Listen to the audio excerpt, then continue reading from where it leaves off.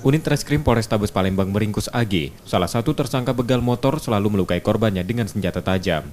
Tersangka tertangkap saat berada di rumahnya di Jalan Pengadilan Tinggi Pulau Gadung, Sukarami, Palembang, setelah sebelumnya melarikan diri hampir 1 tahun.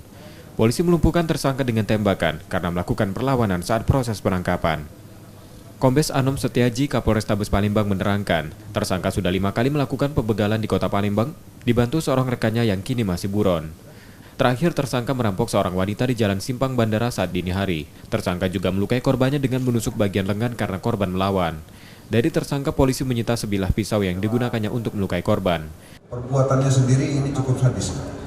Jadi ada korban pada saat melintas di jalan umum sendirian, kebetulan wanita, kemudian dihentikan, dipotong, kemudian dihentikan dan diancam, kemudian dilukai dengan cara luka tusuk dengan menggunakan senjata tajam.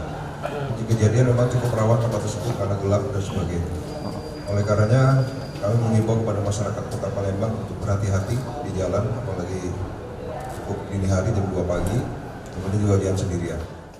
Kini tersangka ditahan di tahanan Polrestabes Palembang untuk proses hukumnya dan diancam hukuman di atas 5 tahun penjara.